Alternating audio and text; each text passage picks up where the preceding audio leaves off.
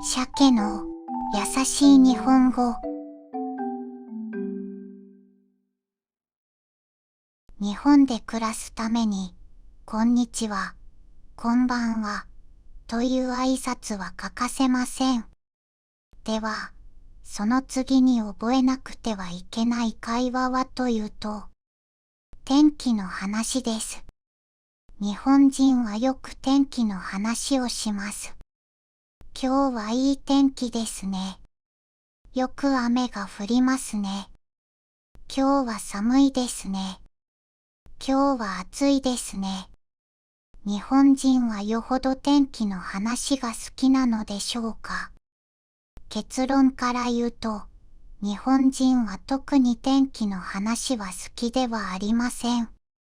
では、どうしていつも天気の話をするのでしょうか。日本には雑談文化があります。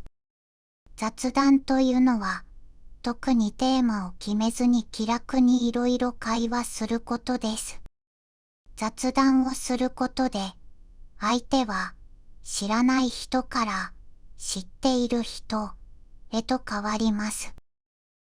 例えば、天気以外にも、最近、どうですか？日本人がよく聞く質問です。でも、本気で相手に興味があって聞いているわけではありません。特に仕事関係ではそうです。ただ、話しかけることによって、私はあなたと仲良くなりたいです。と言っているのです。ですが、最近どう？と聞かれても答えに困ってしまうこともあります。そこで、出てくるのが、天気の話題、なのです。個人的なことを聞くと、相手が嫌な思いをするかもしれません。政治や宗教だと、仲違いの原因になるかもしれません。ですが、天気の話なら全く問題なく、相手と会話できます。だから日本人は、今日はいい天気ですね。よく雨が降りますね。暑くなりましたね。寒くなりましたね。と、分かりきったことを言います。そして一般的に、相手は、そうですね、と言います。もし、去年の方がもっと暑かった場合でも、まずは、そうですね、と言います。相手が言ったことを否定せず、まずは受け入れます。私はあなたの味方ですよ。という意味を表しています。日本人は日常的に天気の話から会話を始めることが多いです。友人と会った時も、今日暑くない？昨日寒かったのにね。だよね。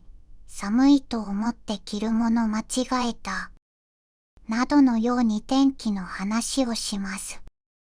日本人の雑談文化が生まれた理由は何でしょうか。いろいろ言われている中には、次のようなことがあります。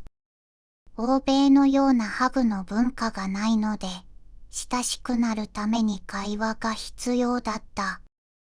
昔日本は村社会で、村のほとんどの人が知り合いだった。その中で、もし知らない人がいると不安になる。だから、雑談をして知り合いになる。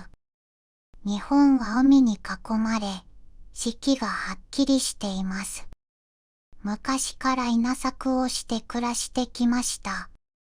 天気が自分の暮らしに大きく関係あります。雨が今年は降るのか。お米はちゃんと育つのか。天気がどうなるかは自分の暮らしに不可欠です。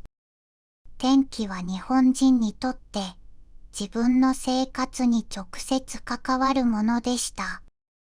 お米は自分一人では作れません。村の人たちと一緒に協力して作りました。そこで自分だけでなく相手にも大切な天気の話を共有する意味もあったのではないでしょうか。その風習が現代にも残っているのではないでしょうか。天気の話は友人や仕事関係、年齢、性別などにかかわらず、話のきっかけになります。天気の話は相手と平和的に会話ができます。天気の話で相手を傷つけることもありません。日本人にとって天気の話は柔らかなコミュニケーションの文化の一つなのです。チャンネル登録よろしくお願いします。